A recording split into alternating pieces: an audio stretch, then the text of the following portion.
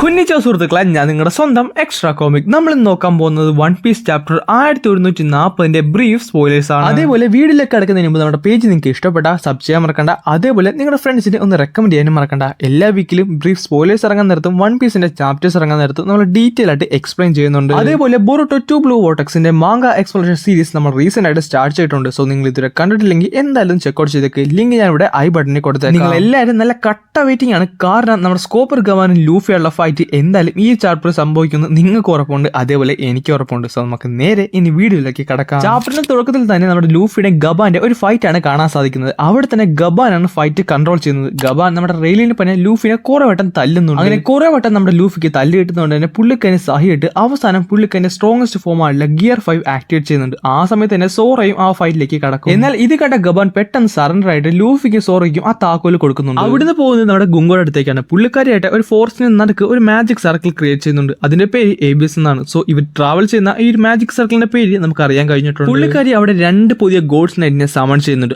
ആദ്യത്തെ ആളുടെ പേര് സൈൻ ഷോമേഴ്സ്. ഈ പ്രൊനൗൺസിയേഷന്റെ കാര്യത്തിൽ ഞാൻ കുറച്ച് ബാക്കിലേക്കാണ്, എനിക്ക് നന്നായിട്ട് വാക്കുകളൊന്നും തിരിയത്തില്ല. സോ അതിന്റേതായ പ്രശ്നങ്ങളൊക്കെ കാണും, അതൊക്കെ നിങ്ങളൊന്ന് ക്ഷമിച്ചേക്കണം. അങ്ങനെ സൈൻ ഷോമേഴ്സിനെ കാണിക്കുന്നുണ്ട്. പുള്ളിക്കാരായിട്ട് നമ്മുടെ ഹൗസ് ഷെപ്പേഡിലെ ഒരു അംഗമാണ്. സംഭവം വേറൊന്നുമില്ല, നമ്മുടെ 5 എൽഡേഴ്സിന്റെ ഒരാളില്ലേ ജൂപ്പിറ്റർ, പുള്ളിക്കാരന്റെ ആ ഒരു ഫാമിലിയിൽ നിന്നാണ് ഈ സൈൻ ഷോമേഴ്സും വരുന്നത്. പുള്ളിക്കാരന്റെ അപ്പിയറൻസിനെ പറ്റി വളരെ ചെറുതായിട്ട് എന്നോട് പറഞ്ഞു പോകുന്നുണ്ട്. പുള്ളിക്കാരൻ വലിയൊരാളാണ്, അത് മാത്രമല്ലാതെ നീളമുള്ള മുടിയും താടിയും അതേപോലെ കണ്ണാടിയും ഉണ്ട്. അടുത്തത് നമ്മുടെ രണ്ടാമത്തെ ഗോഡ്സ് നൈറ്റ് സൈൻ ഗില്ലിംഗ്ഹാം. പുള്ളിക്കാരന്റെ ഹൗസ് ലിമോട്ടീവ് എന്നാണ് വരുന്നത്. അതുമല്ല പുള്ളിക്കാരന് ഒരു മിത്തിക്കൽ ഡെവിൾ ഫ്രൂട്ട് പവർ ഉണ്ട്. അതിന്റെ പേര് കിരൺ എന്നാണ്. ഇത് ജാപ്പനീസ് മിത്തോളജി പ്രകാരം ഒരു ലെജൻഡറി ആയിട്ടുള്ള ഒരു മിത്തിക്കൽ ക്രീച്ചർ കൂടിയാണ്. അതുമല്ല പുള്ളിക്കാരൻ അവിടേക്ക് വരുന്നത് ഒരു ഹൈബ്രിഡ് ഫോമിലാണ്, അതായത് ഹ്യൂമൻ കിരൺ ഫോമിലാണ് പുള്ളിക്കാരൻ അവിടേക്ക് വരുന്നത്. എന്നാൽ ഈ 2 ഗോഡ്സ് നൈറ്റിനെ കാണുന്ന നമ്മുടെ ഷാംറോ ചോദിക്കുന്നുണ്ട്, ഞാൻ ഒരാളെയല്ലേ ചോദിച്ചത്, പക്ഷേ ഇവിടെ എന്തുകൊണ്ടാണ് 2 പേര് വന്നതെന്ന്. അതിനുള്ള ഉത്തരം നമ്മുടെ ഗില്ലിംഗ്ഹാം കൊടുക്കുന്നുണ്ട്. പുള്ളിക്കാരൻ പറയുന്നത് ഷാംറോക്ക് എത്രയും പെട്ടെന്ന് തന്നെ മേരി ജിയൂസിലേക്ക് തിരിച്ചു പോകണമെന്നാണ്. പിന്നെ ചാപ്റ്ററിന്റെ അവസാനത്തെ കുറിച്ചാണ് പറയുന്നത്. അവിടെ നമ്മുടെ ഷാംറോക്ക് പറയുന്നുണ്ട് പുള്ളിക്കാരൻ എൽബോഫിൽ ഒരു ഗെയിം തന്നെ ക്രിയേറ്റ് ചെയ്യും, പുള്ളിക്കാരൻ ഒരു ഗെയിം ഇവിടെ കളിക്കാൻ പോകുകയാണെന്നും പറഞ്ഞുകൊണ്ടാണ് ഈ ഒരു ചാപ്റ്റർ അവസാനിക്കുന്നത്. എന്തായാലും നെക്സ്റ്റ് വീക്ക് വേറെ ബ്രേക്ക് ഒന്നും ഇല്ലെന്നുള്ള കാര്യത്തിൽ ഉറപ്പായിട്ടുണ്ട്. അത് മാത്രമല്ലാതെ ഇത് ബ്രീഫ് ആയിട്ടുള്ള സ്പോയിലേഴ്സ് ആണ്. കുറേയധികം വ്യത്യാസങ്ങളും അതേപോലെ കുറേയധികം കാര്യങ്ങളും ഇതിലേക്ക് ഇൻക്ലൂഡ് ചെയ്യുന്നതായിരിക്കും. പക്ഷേ നിങ്ങൾ പേജ് ഒന്ന് സബ് ചെയ്ത് നോക്കാൻ മറക്കേണ്ട കാര്യം, ഈ ഒരു ചാപ്റ്റർ റിലീസ് ആകുന്ന നേരത്ത് തന്നെ നമ്മൾ ഇതിന്റെ ഒരു എക്സ്പ്ലനേഷൻ വീഡിയോ ചെയ്യുന്നതായിരിക്കും.